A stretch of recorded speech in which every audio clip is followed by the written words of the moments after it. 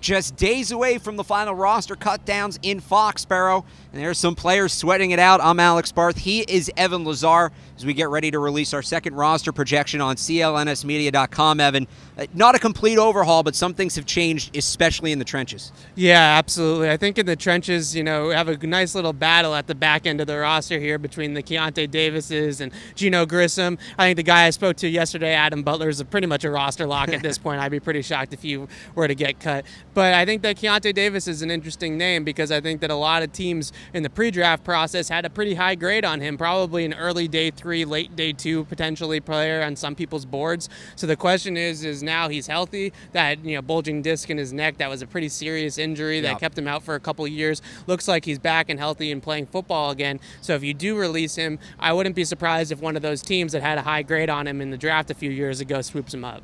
So Keontae Davis, Gino Grissom are the names you mentioned. There's also Harvey Longy, Marquise Flowers, Nicholas Grigsby. That's kind of the group that one or two players will probably come out of. Who has the leg up? You mentioned Davis. Who else? I would say Nicholas Grigsby right now is the leader in the clubhouse. Now, obviously, this fourth game with all these guys is going to be a big one, right? Because they're going to get a ton of playing time. They're probably going to play a lot on defense, which we're not accustomed to seeing with a lot of these guys. But Grigsby is one of the better special teamers on this team right now, and on a team that's filled with a lot of really good special teams players. So to have a guy that can, get down on kickoffs, cover punts, do all those types of things in the kicking game, obviously we know that it's a valuable asset for Bill Belichick.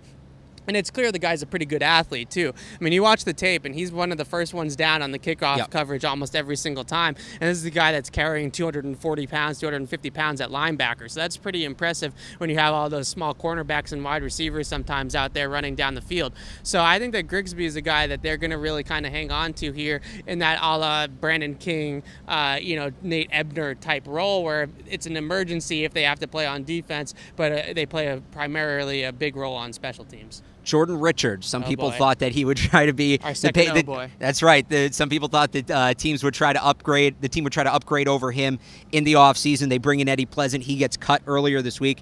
Now we see Jason McCourty try to play safety. It seems like the Patriots are trying to do everything they can to find a replacement for Jordan Richards, but is he going to survive? He's like a cockroach, right? Like he just keeps surviving. I think that Jason McCourty would be a much better safety than Jordan Richards would be, and it would give them that positional flexibility to be able to put him at corner or at safety. I think that the interesting question here with Jordan Richards is can he play anywhere on the defense and make a tackle? This guy is honestly, he's often in the right spot, but he doesn't make the tackle, right? And I think that that's kind of where you see the Patriots have hung on to him is because 75% of the time he goes 75% of the way, right? The football IQ is there. It's just finishing the play. Yes. And I think the other big thing is that he's a big-time contributor on special teams last year, especially after that Nate Ebner injury. He actually led the team in special team snaps last year. So obviously we know Bill Belichick is going to prioritize that a little bit. But there are just more talented football players, especially in the secondary now with some of these young guys and with Jason McCourty in town that are just way better football players than Jordan Richards is. We talked about the corners last week. How's the back end of that position going to shape up? Really not much has changed other than maybe one more guy makes the roster if Jason McCourty does move to safety.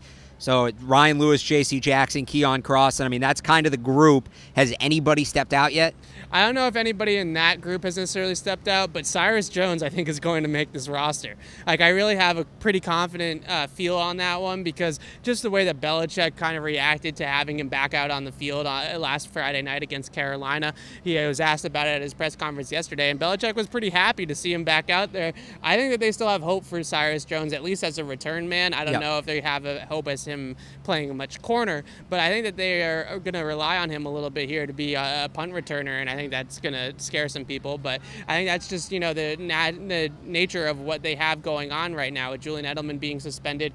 Do you really want to keep a guy like a Riley McCarron or a Braxton Berrios that are probably fringe 53 guys that are most likely practice squad players, over a guy like Cyrus Jones, who was a second-round pick? Right. I think that it's, they're probably leading Cyrus if he's healthy. And you mentioned those wide receivers. It's tied up there, too. We don't have time for that in this video, but you can go back and check out videos where we've discussed the wide receiver position in the past on our YouTube page. That's CLNS Media on YouTube. Check us out on Twitter at Patriots CLNS and online at CLNSmedia.com. Until the next one, he's Evan Lazar. I'm Alex Barth for CLNS.